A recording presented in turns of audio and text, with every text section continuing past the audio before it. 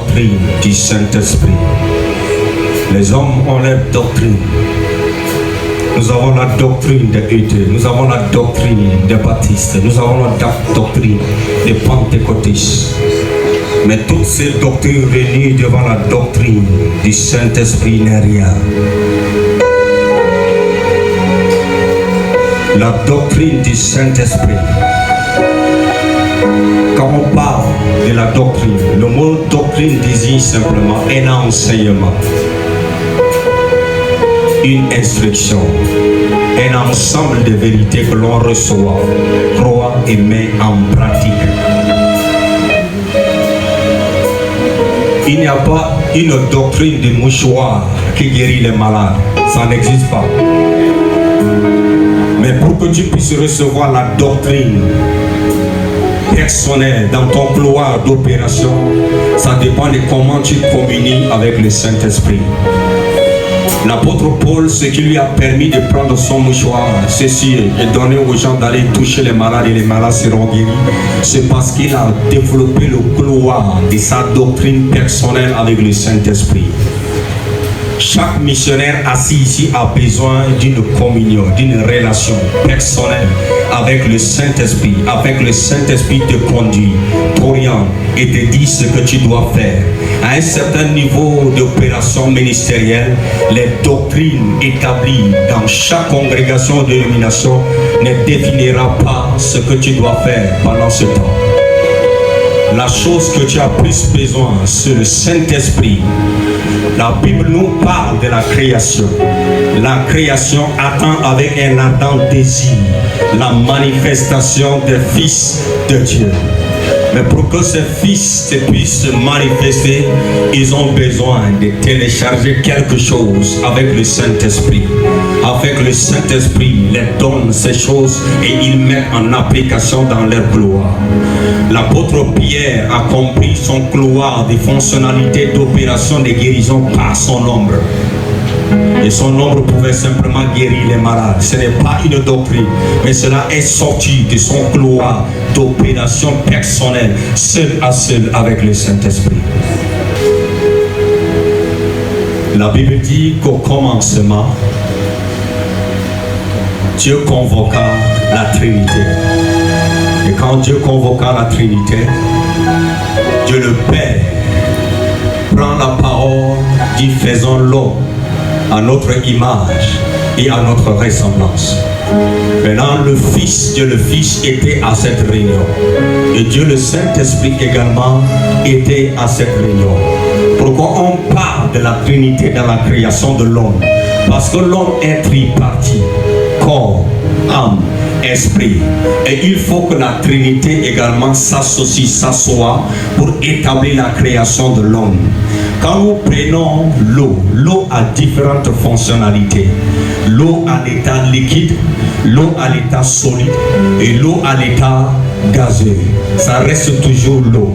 Quand on parle du Saint-Esprit et on parle de la Trinité, on ne parle pas d'un Dieu qui a trois têtes. Non, on est en train de parler simplement d'un Dieu qui peut se manifester en trois personnalités différentes.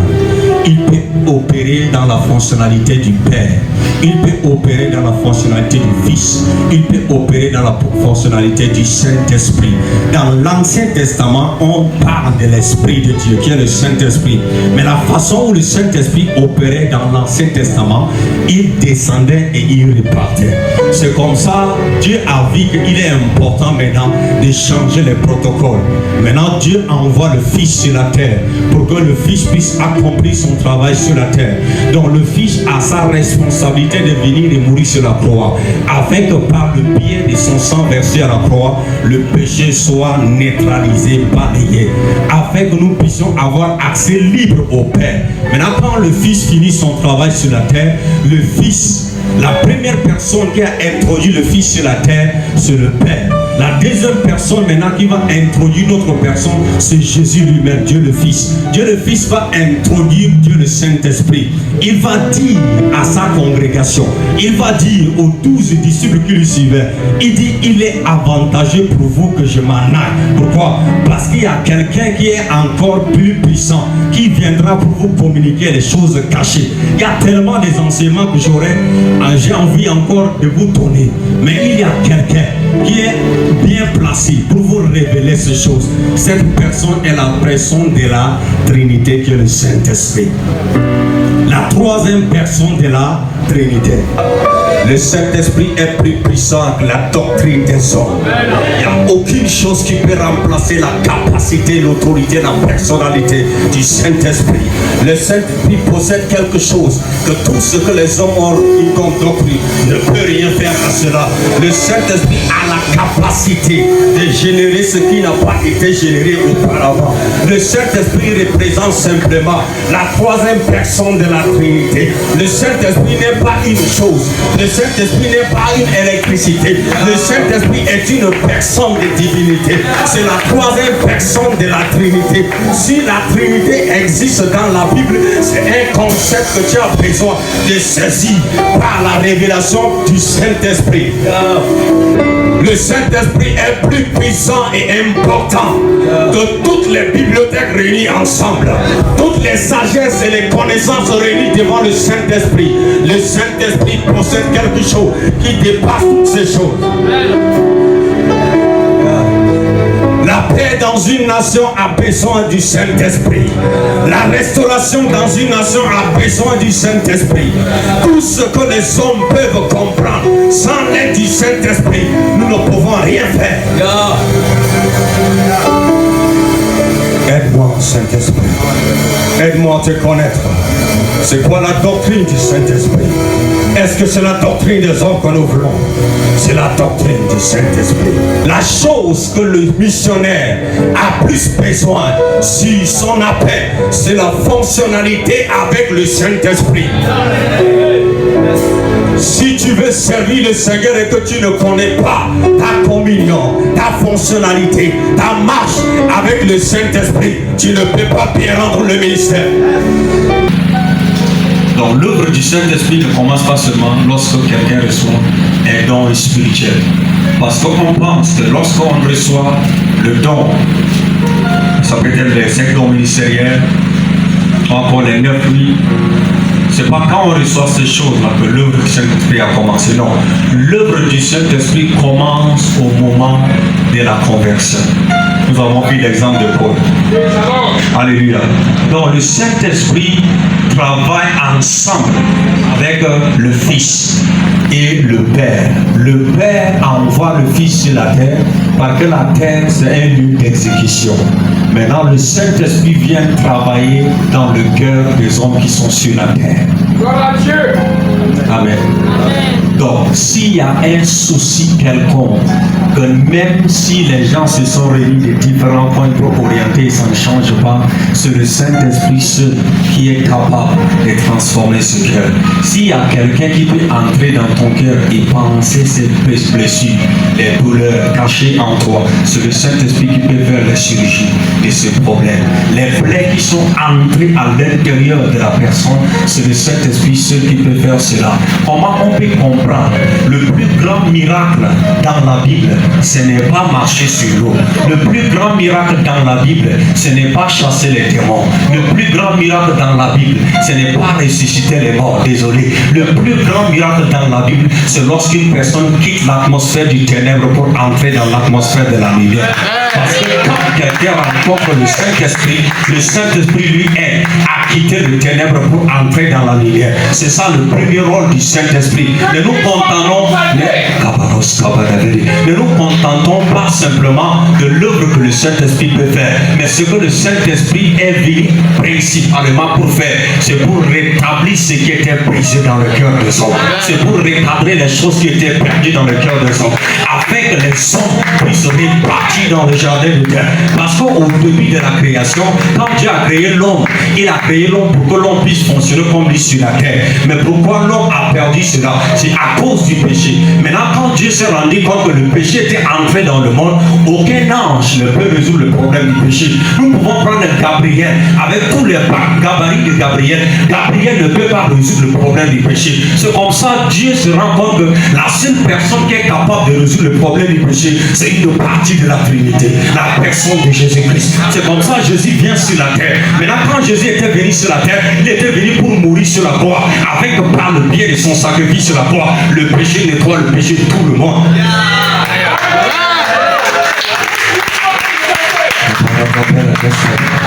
Maintenant, quand Jésus arrive sur la terre, Jésus décide pour aller monter sur la croix et mourir là-bas. Parce que quand il quitte le ciel, son trône là-bas, la chose qu'il voyait en avant, c'est la croix. La chose qu'il voyait là-bas, c'est être cloué sur la croix, afin que son sang soit versé, pour que toi et moi, on puisse être sauvés. La chose qui doit gangréner, brûler, dominer notre cœur, c'est de voir des âmes perdues être sauvées.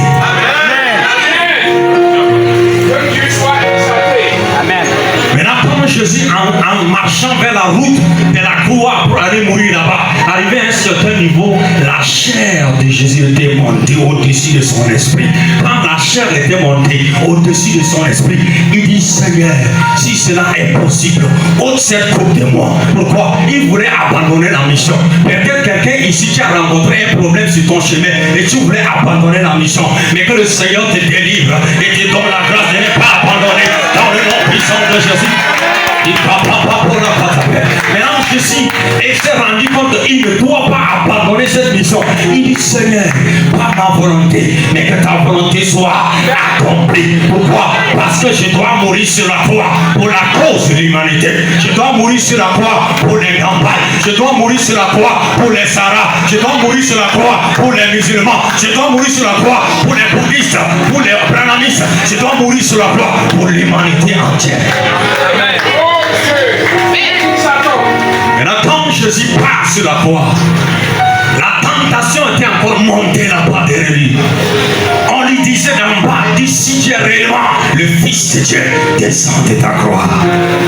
À un certain niveau de ta marche ministérielle, tu peux monter quelque part. À un pas d'accomplissement de ta mission, on va te dire: si tu es réellement le Fils de Dieu, descends de ta croix.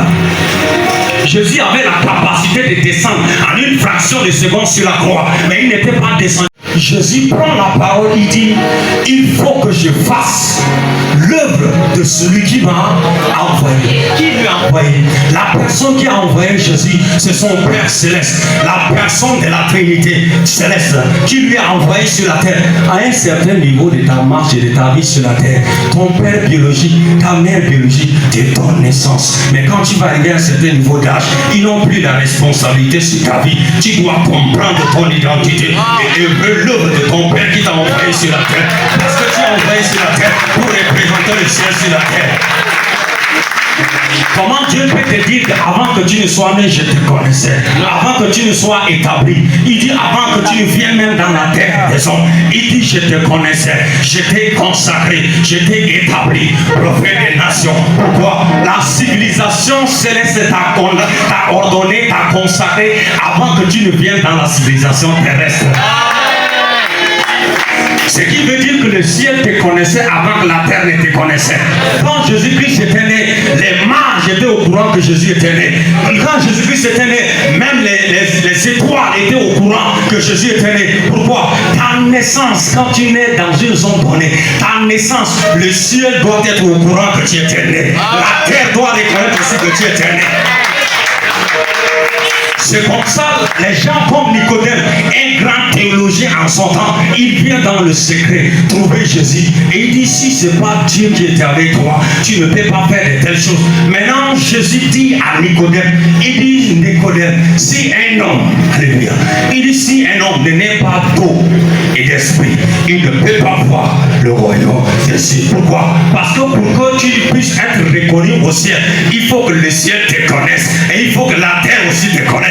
Même si la terre te connaît, est-ce que le ciel te connaît? Amen.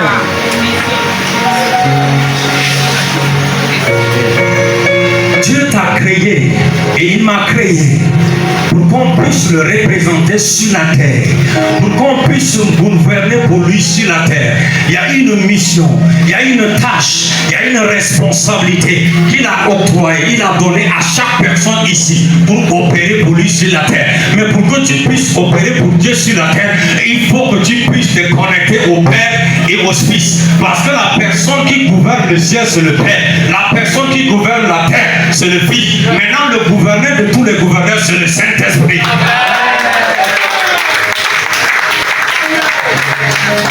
Le rôle du Saint-Esprit, c'est de t'aider dans l'œuvre que tu es en train de rendre. Le rôle du Saint-Esprit, c'est de te donner des visions, des choses à venir. La Bible dit au dernier jour, dans Joël, vos fils et vos filles prophétiseront. Et vos jeunes gens auront des visions. La vision que tu as ne peut être donnée de la part du Saint-Esprit. Maintenant, quand le Saint-Esprit te donne une vision, maintenant les fils, pour celui qui est marié, ta femme devient automatiquement la prophétesse de ton ministère. Elle devient automatiquement la prophétesse dans ta maison. Pourquoi? Parce que la Bible dit que vos jeunes filles vos jeunes gens auront des visions et des filles prophétiseront. Qu'est-ce que la fille peut prophétiser à son mari? Qu'est-ce que la femme peut prophétiser à son mari? Maintenant, avant de marier ta femme, tu viens, tu partages ta vision à ta femme. Mon chéri, ma chérie, d'ici 2 ans, d'ici 3 ans, voici ce que je vais accomplir. Voici ma vision. C'est ça, ça, ça, ça. Ça, c'est pour une personne mariée. Il donne cette instruction à sa femme. Maintenant, quand sa femme arrive quelque part, 1 an plus tard, 2 ans plus tard, et que la femme se rend compte que le monsieur qui lui a partagé la vision entre-temps comme ça, n'était plus dans la vision, la femme dit maintenant au monsieur, il dit, avant tu avais dit que dans 2 ans tu vas faire ça, maintenant tu es en train de dévier. Pourquoi? En ce moment-là, la femme était en train de prophétiser à l'homme. Il était en train de lui dire des choses à venir, que tu dois faire ça pour accomplir la part.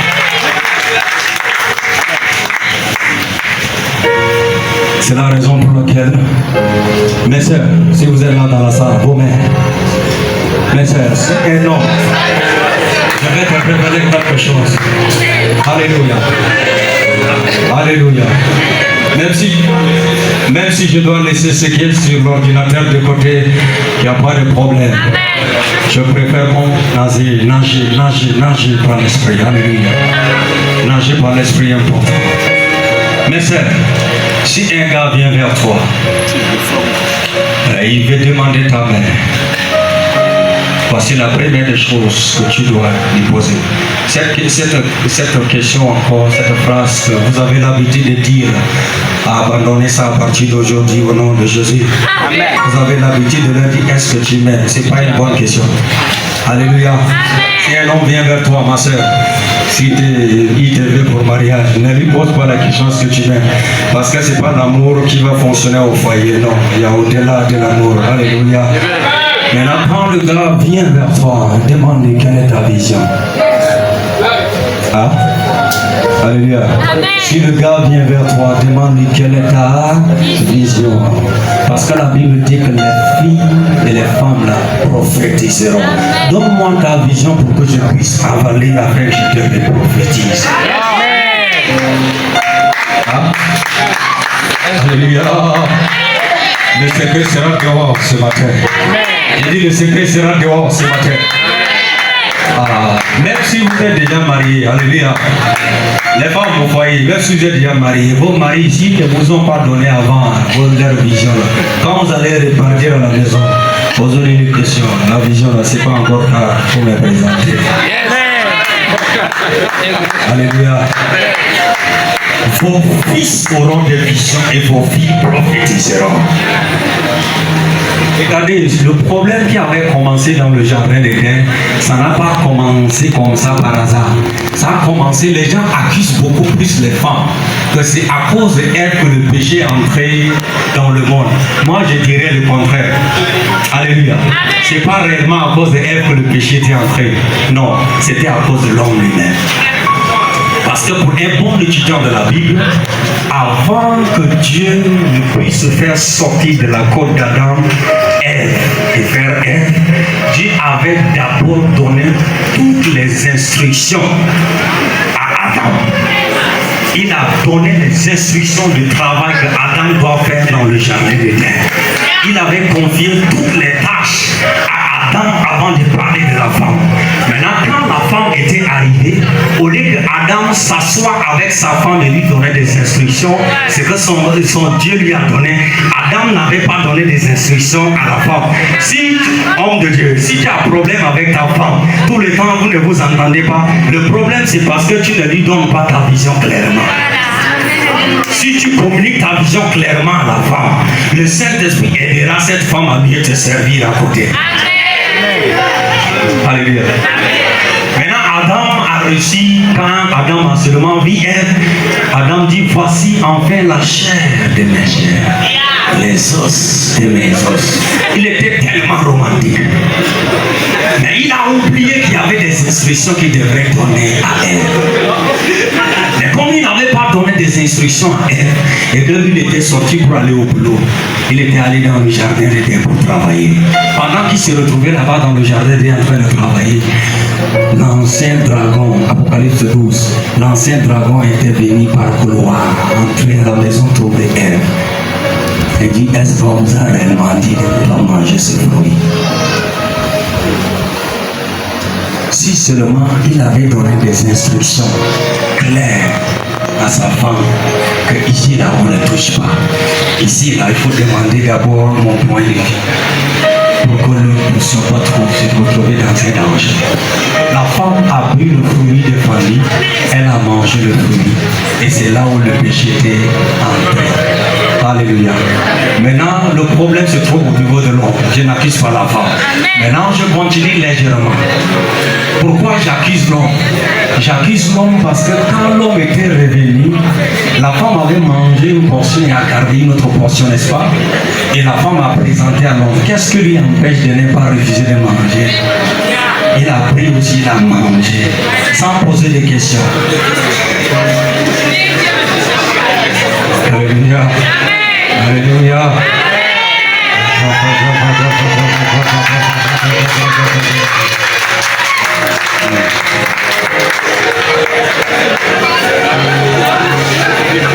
Nous sommes ici des serviteurs de Dieu appelés à servir.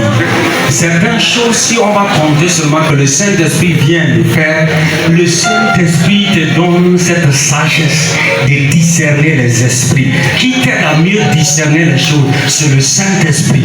Nous sommes en train de parler du Saint-Esprit. Donc son rôle, ce n'est pas seulement de t'aider à parler à l'âme, mais ça t'aide également à établir de l'ordre dans ton foyer, établir de l'ordre dans ton ministère.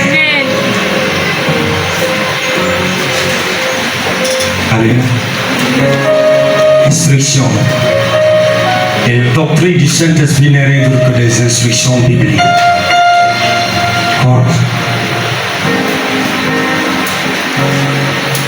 Alléluia.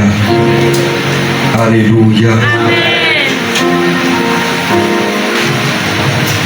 Donc le rôle du Saint-Esprit, c'est de nous aider dans la conversion des âmes.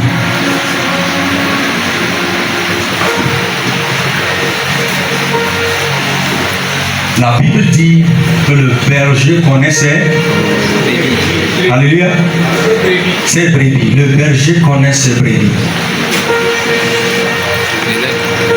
Quelqu'un qui prend par exemple un homme de Dieu qui se retrouve aux États-Unis, il dit le berger connaît ses brebis.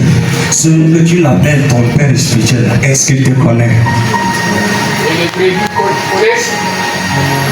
Alléluia. Celui que tu le prends comme un corps, est-ce qu'il te connaît? Parce que quand on prend Paul et Timothée, il y avait cette communion de proximité entre les deux. Hein? Quand on prend Saul entre-temps, il était sous le leadership de Gamaliel. Quand on prend maintenant les gens, Timothée était d'abord dans l'église pendant longtemps. Et personne ne faisait cas de ce petit. Jusqu'à ce que quelqu'un vienne dans la congrégation et décèle le problème de ce petit. Et lui oriente. Quand on prend Élie et Élisée, il y avait une proximité d'intimité. Quand on prend Élisée avec Géasi, ils étaient côte à côte. Celui que tu le considères comme leader, il doit te connaître. Parce que Jésus dit, il connaît ses brebis et ses brebis les connaissent. Tu ne connais pas quelqu'un et tu dis que c'est lui ton papa. Sur quelle base? Si c'est quelqu'un que la nuit il a 4 têtes, tu ne sais pas. Et le jour où il a une tête, Dieu seul sait. Parce qu'on parle ici dans le principe de disciples, c'est quelqu'un en qui il y a cette proximité. Tu connais sa vie à la maison, au quartier et dans le ministère. Exactement. C'est pour dire que quand nous allons travailler avec les gens dans le couloir, dans nos localités, nous devons faire des travaux de proximité, d'intimité avec eux. Et en réalité, c'est ce travail-là que le Saint-Esprit en a besoin pour nous tous. Le Saint-Esprit a besoin que l'homme puisse communier, collaborer avec lui. Vous prenez toutes les bibliothèques de ce monde et toutes les institutions de ce monde réunies ensemble devant le Saint-Esprit. La sagesse du Saint-Esprit reste toujours le numéro 1.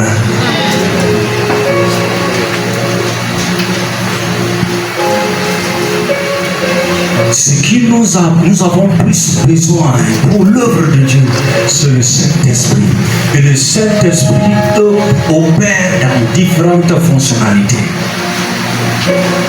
Le Saint-Esprit, son premier travail, il opère dans la conviction des cœurs du péché et du jugement et de la justice. Avant d'aller parler de Dieu aux hommes, nous parlons des hommes à Dieu au préalable. Pourquoi? Pour que l'Esprit de Dieu lui-même nous dévance et touche ce cœur en avance.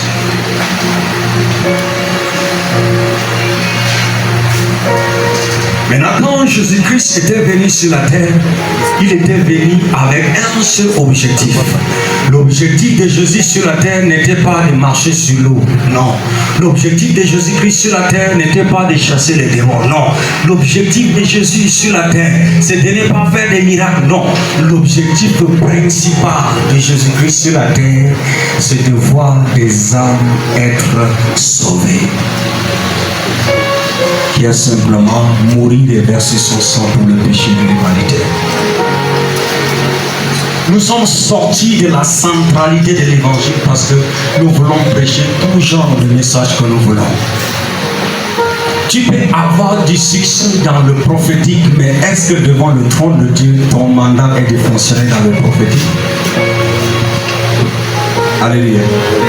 On peut apprécier dans un couloir sur la terre des hommes qu'il fait un bon ministère dans ce couloir. Mais peut-être que devant le trône de Dieu, le couloir de ton appel, ce n'est même pas ça. Peut-être que Dieu te veut simplement cacher dans l'intercession. Un temps comme ça, c'est un temps pour déceler notre couloir d'appel. Parce que si Dieu, une des questions que je me pose chaque jour dans la Bible, si Dieu lui-même me dit qu'avant que je ne sois né, il me connaissait, alors qu'est-ce que je dois faire? Je dois chercher aussi à lui connaître. Il va plus loin pour me dire qu'avant que je ne sois né, il m'a consacré. Donc ça veut dire que la consécration n'est pas quand on verse un peu d'huile d'onction sur ma tête. Mais la consécration commence quelque part dans le lieu secret, avec Dieu invisible. Donc je dois chercher à connaître ce Dieu-là en profondeur pour mieux connaître ma consécration et mon appel. Et ce Dieu que nous sommes en train de toucher ce matin n'est rien d'autre que Dieu, le Saint-Esprit. Quelle est ma consécration avec le Saint-Esprit? Mon intimité avec le Saint-Esprit pour que je puisse comprendre comment fonctionner avec lui sur la terre. Quand Jésus était arrivé dans Matthieu chapitre 16, le verset 24, il dit, si quelqu'un veut venir après moi, qu'est-ce qu'il fasse? Qu'il renonce à sa vie, c'est ça? Qu'il se charge de sa croix et puis qu'il me suive. Pourquoi? Quand Jésus place cette condition, L'objectif de Jésus sur la terre, Jésus était venu pour remédier, pour rétablir quelque chose qui était perdu. Parce que dans le jardin d'Éden, Dieu descendait chaque soir pour communier avec Adam. Il y avait cette communion permanente chaque soir entre eux. Mais la communion était brisée. Et comme la communion était brisée, Dieu envoie le Fils pour rétablir le pont qui était brisé. Maintenant, quand le Fils était arrivé, qu'est-ce que le Fils dit? Si quelqu'un veut venir après moi, qui renonce premièrement à sa vie mondaine et qu'il se charge de sa croix. Maintenant, se charger de sa croix veut dire simplement qu'il dépende de moi, Jésus-Christ. Et en ce moment, qu'il me suive. Maintenant, la question ici, qu'il me suive où? Alléluia. Qu'il me suive où? En réalité, quand il dit ici qu'il me suive, pour que tu puisses le suivre sur ses traces et sur ses pas, pour qu'il te ramène au début de la création. Là où le péché était entré et que l'homme était séparé, je veux que tu me suives pour que je te ramène et te reconnaisse au Père. Donc en réalité, Jésus-Christ était venu sur la terre pour nous reconnecter à zéro au Père, pour nous ramener à zéro dans le jardin d'Éden. Comment on peut comprendre quand il dit, quand là où un ou deux sont assemblés en mon nom, je suis au milieu d'eux. Il n'est pas en train de parler d'un bâtiment appelé Église. Il était en train de parler de deux ou trois individus qui invoquent le nom de Jésus et qui font descendre l'atmosphère de la présence de Dieu au milieu d'eux. Il dit, ces personnes-là, quand ils se réunissent, et il crée l'atmosphère de ma présence, il dit je descends au milieu d'eux. Maintenant il descend pour rétablir ce que tu as perdu. Regardez, au début de la création, Adam avait le pouvoir de donner le nom de lion. Mais lorsque, à partir de Genèse 3, Adam n'avait plus le pouvoir de s'amuser avec le lion. Même les moustiques qui venaient chanter à côté de Adam, maintenant ils ne chantaient plus. Ils chantent et ils piquent un peu aussi. Pourquoi? C'est parce que c'est le péché. La chose qui amène la honte et la destruction, c'est le péché. Maintenant, chaque missionnaire ici, je voulais communiquer le gloire de la fonctionnalité du Saint-Esprit à quelqu'un. Regardez, nous sommes en guerre sur cette terre. Et la guerre où nous sommes venus pour engager, de nos propres forces, nous ne pouvons pas engager cette guerre. Mais il nous faut la force du Saint-Esprit pour nous aider à engager cette guerre. C'est comme ça Jésus dit que quelqu'un viendra. Et même les 12 disciples, quand Jésus voulait répartir, Jésus a donné une instruction claire aux 12 disciples. Il dit, attendez dans la salle haute, ne quittez pas, restez à Jérusalem. Pourquoi? Parce que celui qui vous donnera la force là, il viendra sur vous. Quand il va descendre sur vous, vous aurez cette force et la capacité qui vous permet d'entrer dans les zones que vous ne pouvez pas entrer de vous-même. Donc quand les gens ont attendu, le Saint-Esprit était effectivement descendu sur eux. Et quand ils sont sortis de cette chambre haute, une seule personne qui fuyait devant une petite fille pouvait prêcher. 3000 personnes sont sauvées instantanément. Amen. Tari.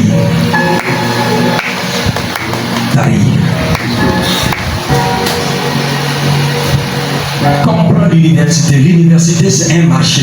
C'est un marché spirituel. Quand on prend vous entrez dans une université pour fonctionner. Pour ceux qui travaillent dans les universités ou étudient à l'université, l'université c'est un marché.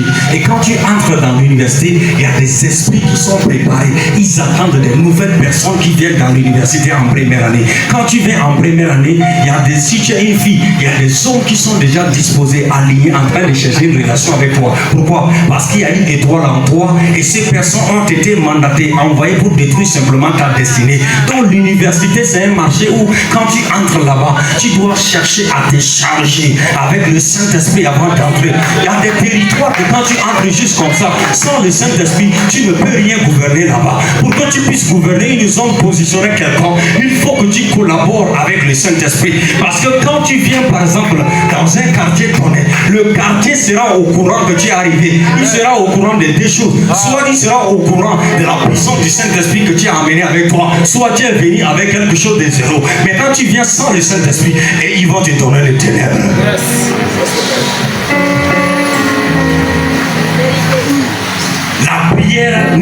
quelque chose qu'on négocie. L'intimité avec le Saint-Esprit, ce n'est pas quelque chose qu'on te dit de le faire. Ou on doit te faire la police pour que tu travailles cela. Le travail personnel avec le Saint-Esprit doit être généré de l'intérieur de ton cœur. La Bible parle d'une femme dans Lamentation 3. Lamentation 3, la femme qui était en train de travailler au veille de la nuit pour accoucher. Donc ça dit chaque personne assise ici est assise ici avec des destinées, avec des enfants à enfanter. Donc tant que le bébé ne sort pas, tu continueras par pousser. Donc la femme qui est en train d'enfanter, elle pousse le bébé, elle pousse le bébé. Quand le bébé n'est pas sorti encore, les docteurs vont dire continue par pousser. Donc il est en train de pousser simplement sa destinée pour que sa destinée naisse. Tant que ma destinée n'est pas née, je continuerai par pousser. Tant que cette terre n'est pas totalement sortie, je continuerai par pousser. Quand la tête du bébé est sortie, est-ce que le bébé est déjà né? Non, le bébé n'est pas encore né, je continuerai par pousser. Quand tu vois les bras du bébé sortis, est-ce que le bébé est déjà né? Le bébé n'est pas encore né, je continuerai par pousser. Tant que la destinée de mon appel n'est pas totalement née, n'est pas totalement accouchée, qu'est-ce que je veux faire? Je continuerai par pousser. Tu vas pousser jusqu'à pour que tu enfantes ta destinée avant de quitter la terre.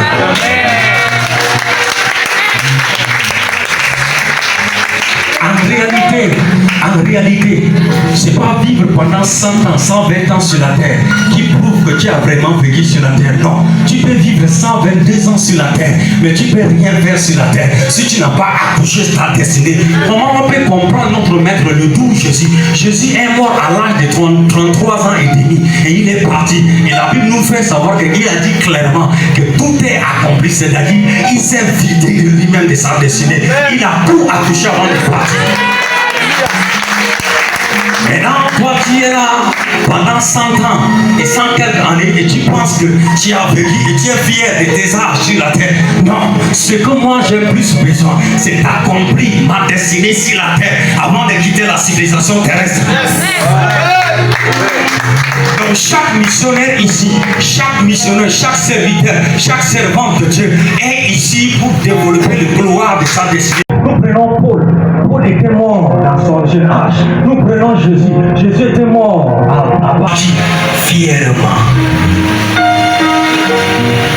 Combien sont morts avec les bâtons de relais?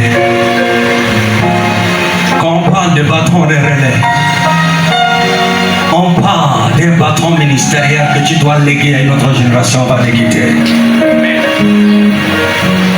Avant qu'Étienne, le plus puissant prédicateur dans l'église primitive, Étienne, Actes chapitre 7, vous allez lire après. La Bible nous fait durer en son temps. Et les gens ne pouvaient pas supporter ce qui sortait d'Étienne. Et la Bible nous fait savoir qu'Étienne était rempli de l'Esprit, le Saint-Esprit. Et il parlait de la part du Saint-Esprit. Et ce qui sortait d'Étienne, ça déchirait les entrailles de vie. Ça déchirait les choses ténébreuses. Et la Bible nous fait savoir que quand on le lapidait, à cause de ce qui sortait de sa bouche, on le lapidait. Et la Bible dit qu'il voyait la gloire de Dieu. Maintenant, pour un bon étudiant de la Bible, le manteau d'Étienne était tombé au pied de Saül, dénommé maintenant l'apôtre Paul. C'est l'apôtre Paul qui avait pris le manteau d'Étienne. Donc en réalité, Paul a eu le manteau d'Étienne pour opérer dans son couloir. Avant que Élie ne puisse aller, il a laissé le manteau à qui? À Élisée. Élisée n'a pas su saisir le manteau d'Élie. Géasi, autant pour moi. Géasi n'a pas su saisir le manteau d'Élisée. C'est comme ça, il a raté ça. Jusqu'à ce que, comme il a raté ça, le gars était mort. Mais il est mort avec le bâton de relais. C'est-à-dire l'onction qu'il avait là, il était mort avec. Donc l'onction était restée encore dans les os d'Élisée. Donc ces ossements-là pouvaient toucher simplement des malades. Les gens qui sont morts et ces morts reviennent en vie. Vous voyez, c'est la puissance de l'onction du Saint-Esprit. L'onction du Saint-Esprit, quand tu reçois, c'est pour faire des choses extraordinaires dans ton couloir d'appel.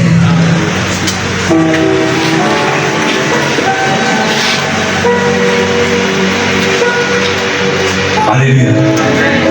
Alléluia. La communion avec le Saint-Esprit. Pour les bons étudiants de la Bible, les gens comme Jean, l'apôtre d'amour, l'un des 12 disciples qui était le dernier à mourir parmi les 12 disciples. Personne ne peut déceler comment Jean était mort. Tout ce que nous savons, il était sur l'île de Patmos. Jean était sur l'île de Patmos. Et il a reçu des révélations. L'île de Patmos représente le lieu où pour servir le Seigneur, c'est tellement difficile. L'île de Patmos représente également Babylone. Une zone où Dieu est difficilement glorifié. Mais c'est sur l'île de Patmos que les gars vont recevoir des visions, des révélations, pour écrire les derniers livres. Mais comment il était mort? Moi je dirais qu'il a été enlevé. Hein? La Bible dit qu'au ciel, parmi les 24 vieillards, il y a 4 êtres vivants, c'est ça? Dans l'Apocalypse, les 4 êtres vivants qui étaient là-bas au ciel, ces 4 êtres vivants-là, c'est des gens qui avaient la chair, le sang et l'os comme toi et moi. Ces 4 êtres.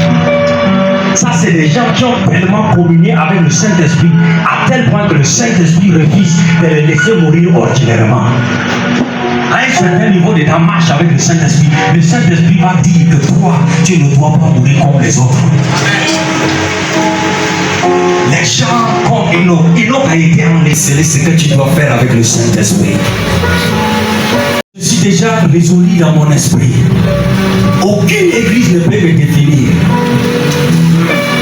Aucune église appelée bâtiment ne peut me définir dans mon appel. S'il y a quelqu'un qui peut me définir, c'est le Saint-Esprit. C'est le Saint-Esprit qui peut me définir. Laisse le Saint-Esprit communier avec toi. Laisse le Saint-Esprit collaborer avec toi. Des fois, le Saint-Esprit te réveille au milieu de la nuit, vers les 3 heures du matin, comme ça, personnellement chez toi. Et tellement que tu es dans le confort, tellement que tu es habitué à ça, tu repousses ça. Des fois, tu restes au milieu des autres comme ça, le Saint-Esprit te dit, retire-toi parce que je vais communier avec toi. Mais tu dis que quand mes amis vont partir, d'abord je vais me retirer. Tu as Dieu un gloire que tu voulais activer. La distraction a tué beaucoup de dons. La distraction a tué beaucoup de talents. La distraction a tué beaucoup de révélations qui doivent détendre.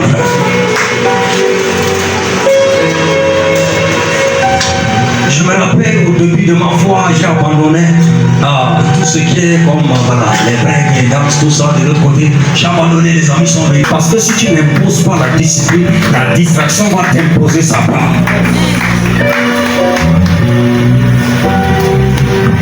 Le Tchad a besoin des intimités avec le Saint-Esprit.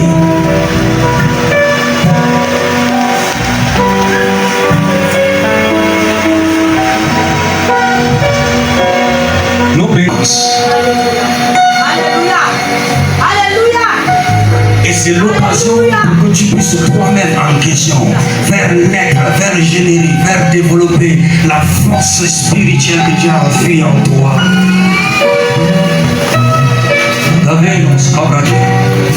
C'est un temps où le Seigneur va activer les choses cachées. Pendant que je suis en train de parler, il y a des choses qui vont se passer dans cette salle. Pendant que je suis en train de parler, il y a des dons cachés qui seront révélés. Il y a des forces qui seront enlevées, qui seront activées. Pourquoi? Parce que le temps est arrivé pour que les hommes puissent se réveiller. Parce que le temps est arrivé pour que les femmes se réveillent. Les hommes de destinée vont naître. Les hommes et les femmes de réveil vont naître dans cette salle.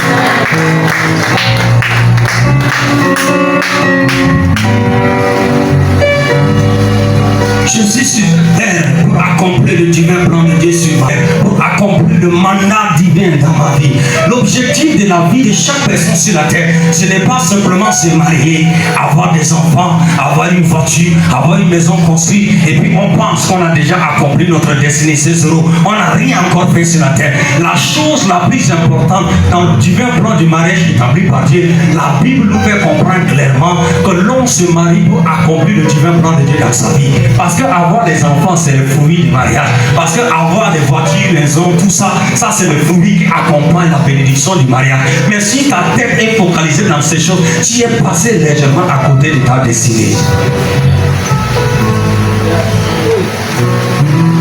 Si on arrive à comprendre qu'en réalité, notre appel sur la terre n'est pas fonction d'avoir un enfant, notre appel sur la terre n'est pas fonction de travailler quelque part, notre appel sur la terre n'est pas fonction d'être reconnu quelque part, mais notre appel réellement sur la terre, c'est d'être caché quelque part et accomplir le divin plan de Dieu dans notre vie.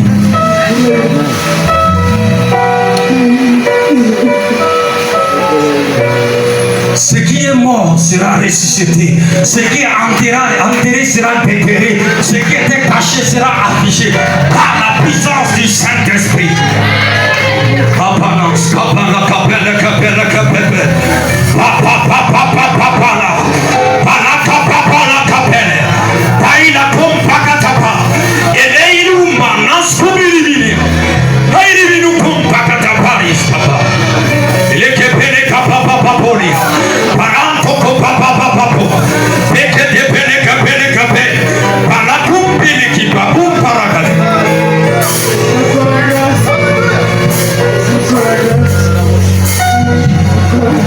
Le réveil ne viendra que quand les hommes et les femmes de réveil se réveillent. La Bible dit, réveille-toi, toi qui dors, et Christ t'éclairera. La Bible dit, lève-toi, sois éclairé, car ta lumière arrive. Il y a une lumière qui est en train de venir sur toi, mais il faut que tu puisses te lever pour que cette lumière te localise. Aussi longtemps que tu restes sur ta position, et tu ne prends pas action pour te réveiller, le réveil ne descendra pas sur toi. Le problème de ta famille a simplement besoin que tu puisses te réveiller. Le problème de ta localité a simplement besoin que tu puisses te réveiller. La zone où tu te trouves, la chose qu'il te faut, il faut que tu te réveilles. Si tu es une femme dans ce salle, tu as besoin de te réveiller et d'accoucher ta destinée et d'accoucher l'enfant. Ils ont dit que tu ne peux pas accoucher, mais tu peux accoucher quand tu vas te réveiller. Ils ont dit que tu ne peux rien faire dans le lycée ici, mais quand tu vas te réveiller, tu pourras faire.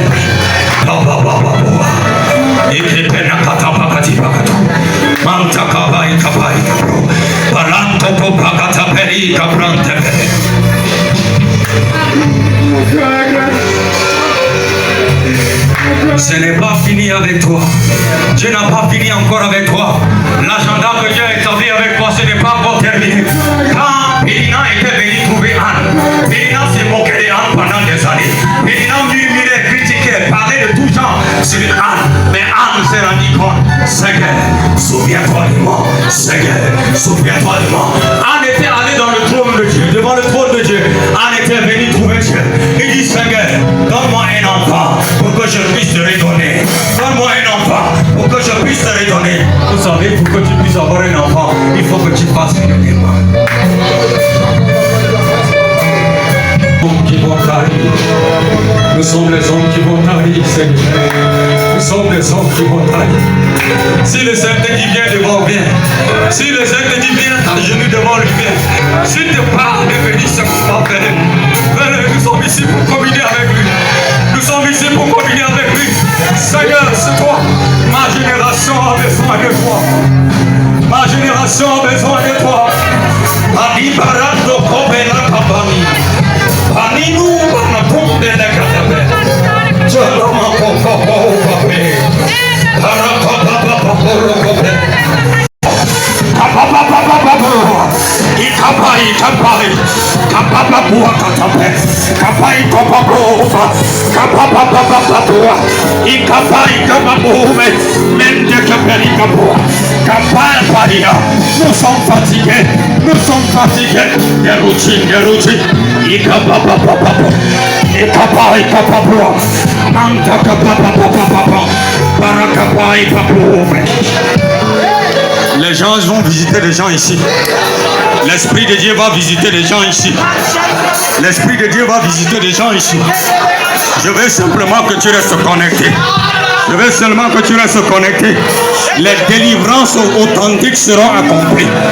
Les miracles authentiques seront accomplis. Cette maladie que tu portes depuis des années, reçois la guérison.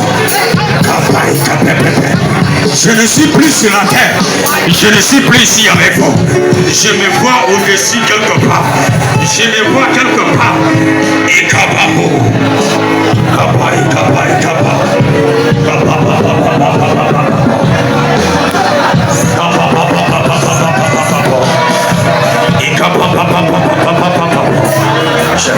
Je vais vivre pour toi. Je vais vivre pour toi. Je vais vivre vraiment.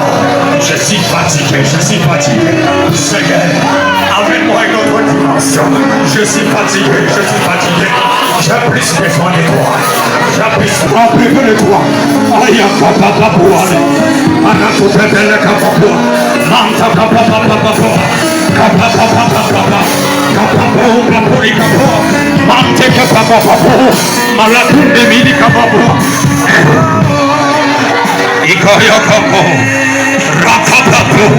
Ikapapa. C'est un moment kairos. Nous avons besoin de te toucher. Oh! Je suis fils de David. Viens visiter notre vie. Je suis fils de David. Viens toucher notre cœur. Esprit de Dieu.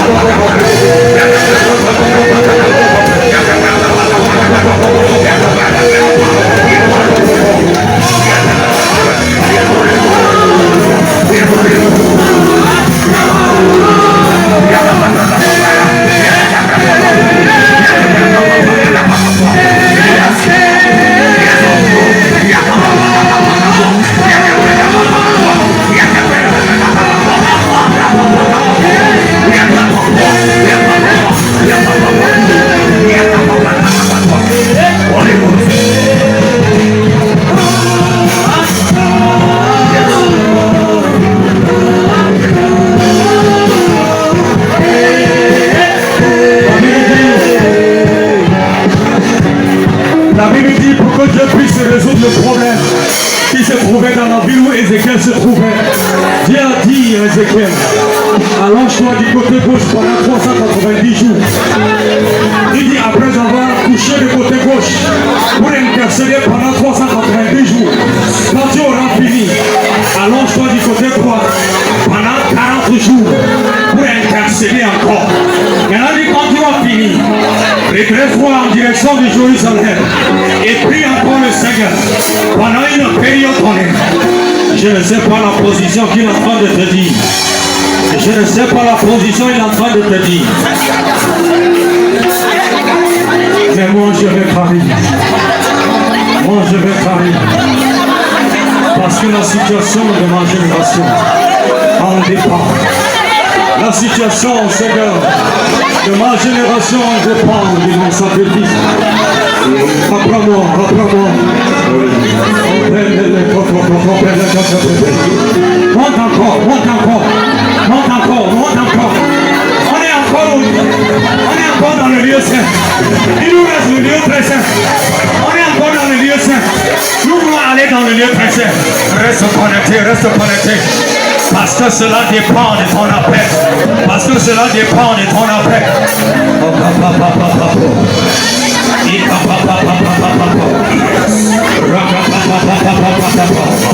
Nous sommes libres, nous sommes libres du Saint-Esprit. Nous sommes libres, nous sommes libres du Saint-Esprit. C'est le Saint-Esprit qui nous rend comme ça. C'est le Saint-Esprit qui me rend comme ça.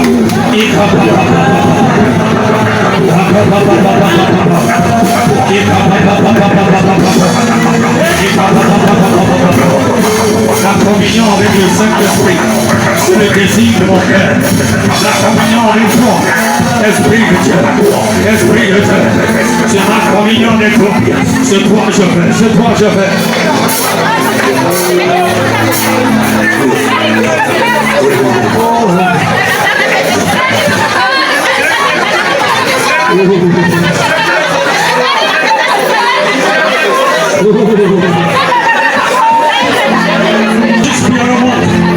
Juste le piano monte.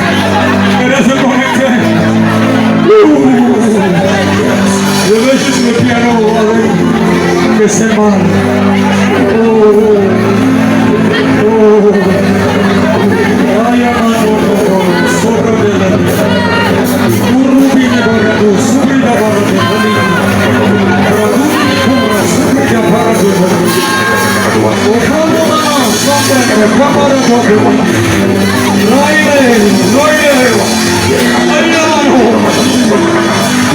Ay,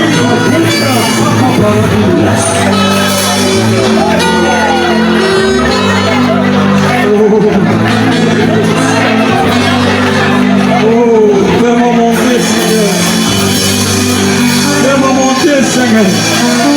Car je père avec toi. Fais-moi monter, Seigneur. Père, je suis fatigué de rester assis. Je suis fatigué de rester sur ma position. Je suis fatigué de rester dans les routines. Fais-moi monter, fais-moi monter.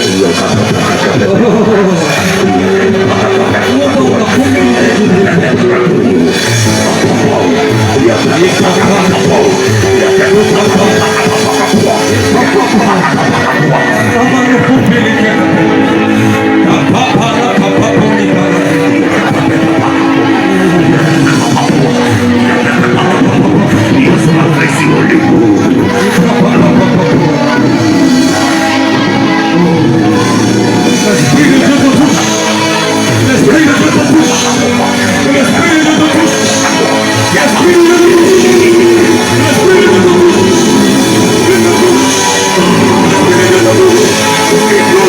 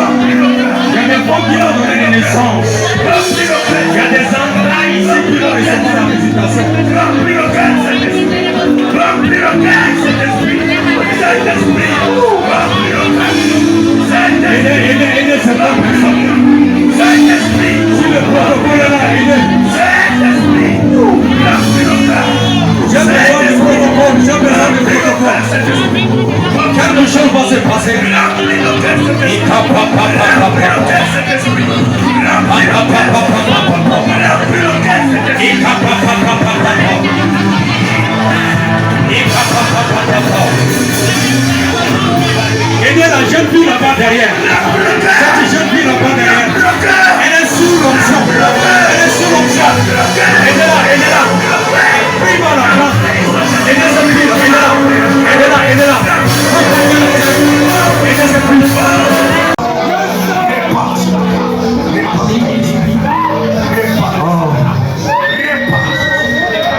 Ne sois pas distrait. Ne sois pas distrait.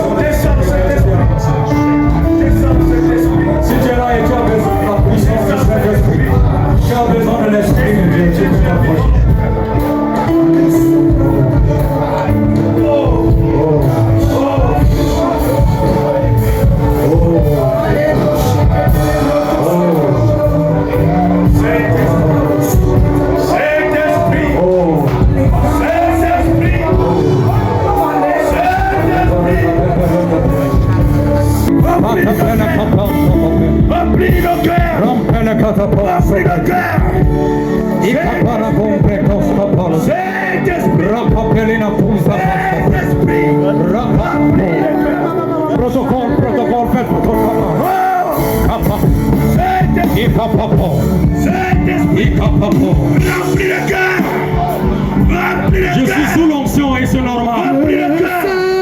Remplis le cœur, Saint-Esprit. Autour de moi. Laissez-le simplement autour de moi. Mais maîtrisez ce qui se passe. Remplis le cœur, Saint-Esprit. Remplis le cœur. Ne sois pas déconnecté, ne sois pas distrait. Oublie la veste.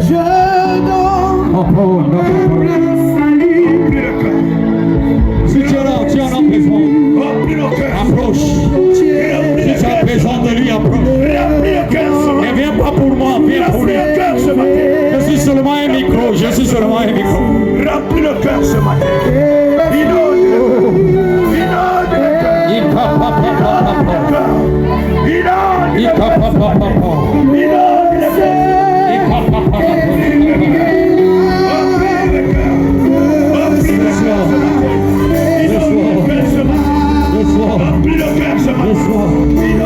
Reçois la puissance.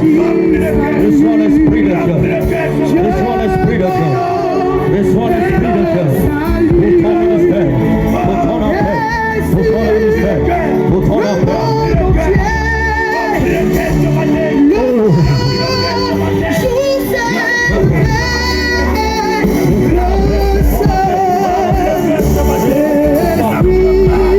Pour ton appel.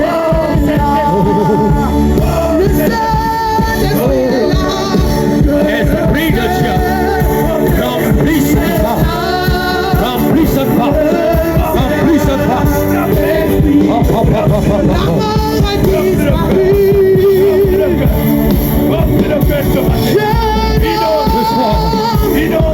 Reçois la puissance ministérielle, cette partie, puissance, la force surnaturelle, c'est là sur toi, la force surnaturelle.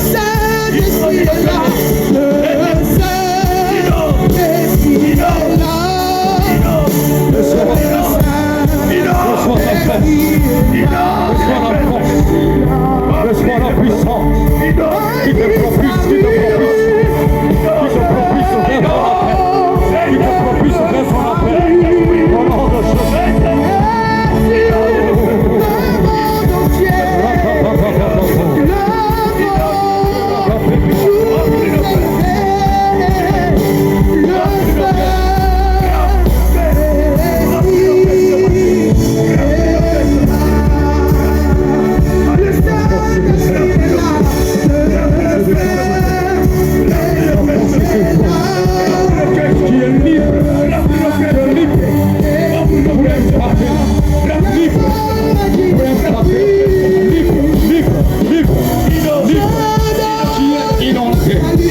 Reçois l'inondation de l'Esprit de Dieu sur ta vie, au nom puissant de Jésus. La force surnaturelle, la communion avec le Saint-Esprit descend sur toi. La communion avec le Saint-Esprit descend sur toi. La force surnaturelle qui guérit, qui libère, qui restaure, qu'il soit accordé, qu'il soit accordé, qu'il soit accordé, au nom puissant de Jésus.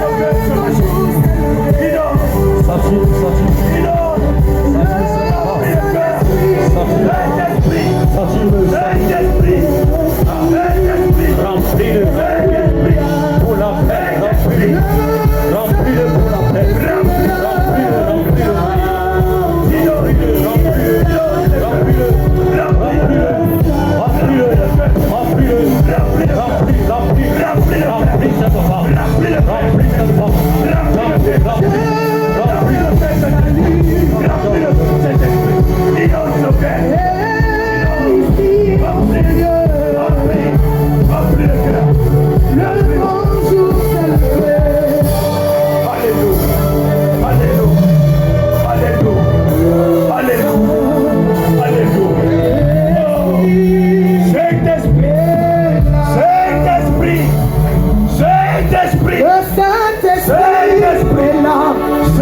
J'ai été envoyé pour activer. Saint-Esprit, J'ai été envoyé pour activer ton âme. remplis, J'ai été envoyé pour activer.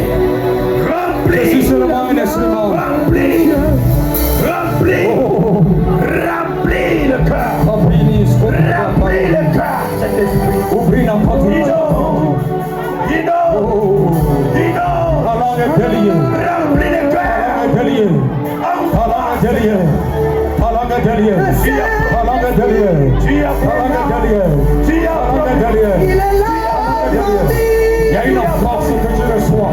tu Il y as a une promis, force que tu reçois. Il y a une force que tu reçois. Il y a une force qui te propulse pour ton appel. envoie ton esprit, envoie ton esprit,